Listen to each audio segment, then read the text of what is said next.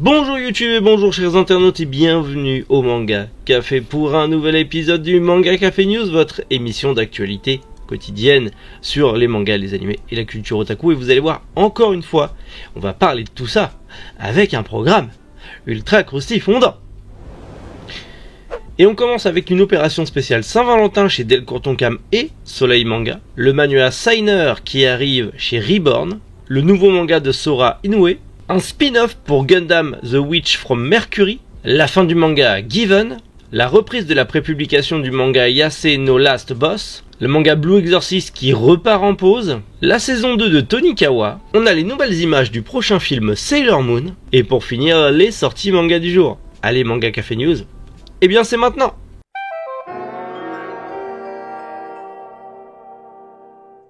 Une opération Saint-Valentin pour Delcourt Tonkam et Soleil Manga. Les deux maisons d'édition se sont associées justement pour vous offrir un petit calendrier perpétuel. Oui, encore un calendrier perpétuel spécial Saint-Valentin, village shoujo à l'effigie de plusieurs séries de shoujo qui sont d'ailleurs du coup disponibles. Pour avoir ce calendrier, c'est simple, il va falloir acheter 3 mangas dans la sélection de titres shoujo que vous avez juste ici. Alors bien sûr, vous le savez, je ne suis pas un gros connaisseur de shoujo, je vous laisse au pire faire pause, mater les séries qui sont disponibles et faire votre petite sélection. Bien sûr, ça commence dès aujourd'hui, c'est dans la limite des stocks disponibles et dans les librairies et les revendeurs participants, donc à vous de vous renseigner pour savoir qui participera ou pas et si ça sera disponible chez vos libraires ou pas.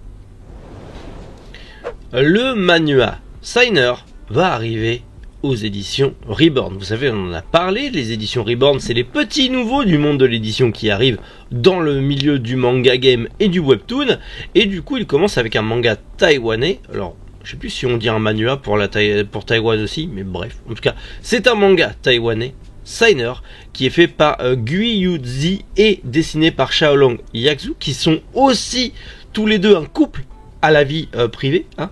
Tous les deux, en fait, c'est un couple qui a créé ce manga, on va appeler ça un manga.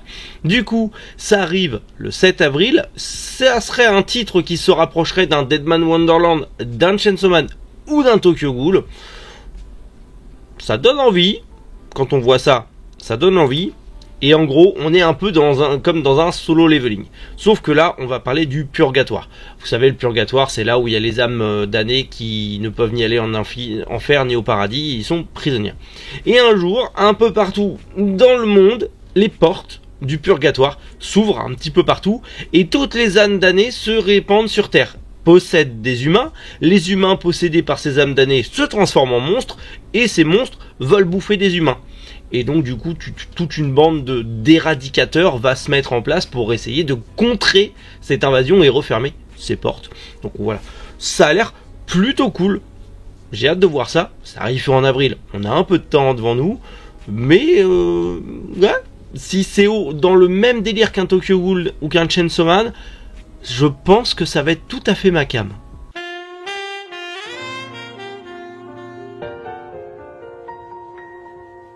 Direction le Japon avec le nouveau manga de Sora Inoue, mangaka que l'on connaît déjà pour Mayball chez Ototo. Particulier, je vous jure c'est particulier, allez regarder, ça pas Japon, Japon. Et donc là, il se lance dans une comédie romantique qui vient de débuter en prépublication sur Manga Park d'Akushensha. Et du coup, en gros, on va suivre ce petit couple, voilà, où on a le jeune garçon Hatsune qui ressemble à une fille très androgyne et sa petite amie qui, elle, est la reine du collège ou du lycée. Lycée, on va dire, qui est vraiment la reine du lycée, c'est la top of the top. À voir leur petite vie, est-ce que du coup, il va pas se faire éclipser par sa copine à voir. Comédie romantique en prépublication au Japon et potentiellement que ça arrivera un jour en France. Affaire à suivre. On va parler Gundam et mon dieu, vous savez que j'aime Gundam et j'aime encore plus The Witch from Mercury qui est un animé Gundam incroyable, allez le voir, c'est dispo sur Crunchyroll. C'est dingue et je sais qu'en commentaire ceux qui l'ont vu vont dire mais oui, pourquoi t'as pas fait des reviews dessus? J'ai pas le temps. Bref, là on va parler de manga. On est au Japon, on parle de manga et du coup il va y avoir un spin-off qui arrivera au printemps prochain au Japon qui va du coup se passer dans l'univers de The Witch from Mercury, mais qui va se passer après l'incident de Vanadis, où on va suivre en fait la sorcière Vilda Myrenne, qui a survécu et qui va voyager autour du monde avec une malédiction. Pour pas spoiler ceux qui n'ont pas vu l'animé. Et du coup, c'est trop bien. Déjà du Gundam en manga, déjà c'est beaucoup trop bien. Mais en plus de ça, on a du Gundam The Witch from Mercury en manga. Franchement, je vais changer de scène parce que là, attention, ça rigole plus. Les éditeurs, vous méditez ça en France. Et il n'y a pas assez de Gundam en France. Même si au final c'est quand même mieux en animé qu'en manga. Mais éditer du Gundam en France, bordel, il y a un public en plus. Quand on voit tous les Gunpla qui se vendent, il y a un public pour Gundam. Donc on y va. Oui. Le manga Given va bientôt se terminer, en tout cas il sera terminé le 30 mars prochain. Le manga d'ailleurs m'a été fortement recommandé, on m'a dit t'aimes pas les yaoi, essaye Given, peut-être que tu vas apprécier. Un jour je le lirai et j'essayerai. En tout cas, le manga se termine au Japon le 30 mars avec une annonce importante. Potentiellement un film, parce qu'il y a déjà une adaptation animée qui est disponible, et d'ailleurs disponible sur Crunchyroll, et est-ce qu'il y aura un nouvel OAV, un nouveau film, ou potentiellement une nouvelle série dans cet univers? Allez savoir, comme je vous l'ai dit, je ne l'ai pas encore lu, donc je ne sais absolument pas, enfin je sais que ça parle de musique, mais je ne connais pas le fin fond de l'histoire. Peut-être qu'il y aura un spin-off, je ne sais pas. En tout cas, comptez sur moi le 30 mars, ou peut-être en avril, pour vous donner la réponse à cette annonce importante. Le manga Yasei no Last Boss va reprendre sa prépublication. Tsubasa Azuki, le mangaka, avait annoncé justement qu'il arrêtait le manga, en tout cas qu'il allait le mettre en pause, puisqu'il souffrait d'énormes douleurs dans le bras et qu'il ne pouvait pas continuer de dessiner, il ne pouvait pas continuer son manga. Il a annoncé récemment que son manga allait reprendre, il peut continuer à travailler, la douleur étant toujours présente, mais il peut malgré tout continuer à travailler avec bien sûr un rythme de parution beaucoup moins soutenu que ce qu'il a déjà fait jusqu'à présent. Donc les chapitres sortiront sûrement un peu comme beaucoup de mangas avec un rythme moins soutenu, c'est-à-dire un chapitre toutes les 2 voire 3 semaines, ce qui dans un sens déjà est c'est pas mal parce que les mecs ils taffent comme des bœufs quand même, hein, faut le dire. Donc à voir ce que ça va donner, mais en tout cas rassurez-vous, si vous suivez le manga en scan ou le manga en France, le manga n'est plus en pause, il reprend. Bien sûr le rythme sera beaucoup plus lent, mais bordel, vaut mieux que le mangaka ne souffre pas trop et qu'il nous ponde un truc sympa, parce qu'en plus une douleur au bras, ça veut dire soit c'est une tendinite, déjà les tendons aillent, soit c'est articulaire, aille quand même. Donc on pense aux auteurs, hein. Si on veut les garder en bonne santé et avoir des œuvres cool, on y pense. Le manga Blue Exorcist, lui par contre, va être en pause. Et oui, effectivement, suite à des problèmes de santé de l'autrice, il n'y aura pas de nouveaux chapitres, que ce soit en mars ou en avril. Mais normalement, ça devrait revenir en mai si tout va bien. Il faut savoir que le manga a déjà été en pause presque 1 an, puisqu'il était en pause à partir de juillet 2021 jusqu'à mai 2022. Et beaucoup craignaient de ne jamais voir la suite de Blue Exorcist. Maintenant, c'est une petite pause de 2 mois, mais potentiellement ça peut se rallonger. C'est juste temporaire. Il faut savoir que, comme je viens de vous le dire, certains mangaka ont un rythme effréné et ça les use. Donc vaut mieux une petite pause, mais avoir la fin de son manga et surtout avoir un manga de qualité. Surtout que Blue Exorcist, c'est ultra cool et le manga est beaucoup mieux que l'animé. Je place ça là, c'est gratuit, ça me fait plaisir.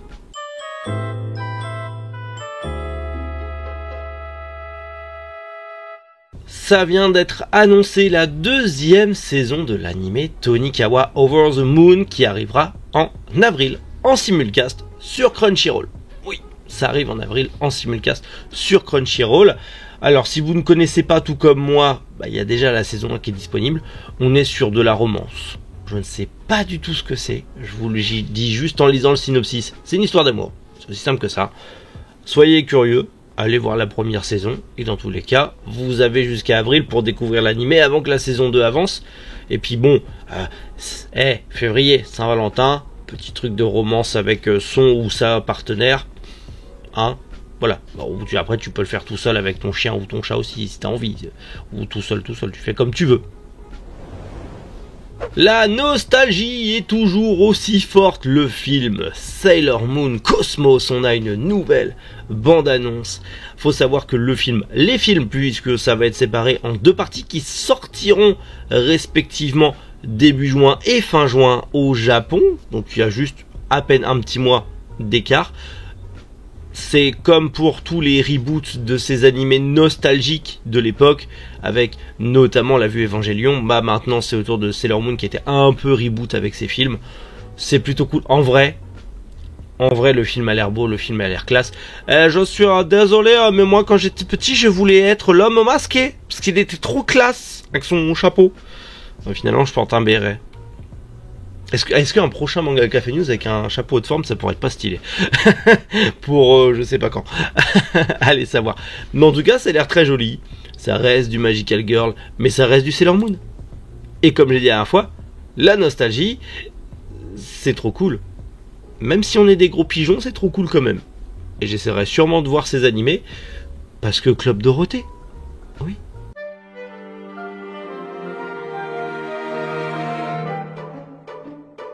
Allez, on passe aux grosses sorties manga du jour et on commence aux éditions Pika avec le 7ème tome de Couple of Cuckoos, le 1er tome de And Yet You Are So Sweet, le 12e tome de Blue Lock, le 41e tome de Shiraya Furu, le 1er tome de Joker of Destiny, le 5e tome de No Longer Hunger, le 5e tome de Rakai Blues, le 14e tome de Spirit Seeker, le 5e tome de The Quintessential Quintuplet édition couleur, le 9e tome de The Witch and the Beast, le 3e tome de Ton visage au clair de lune et le 2e tome de Witch Wars.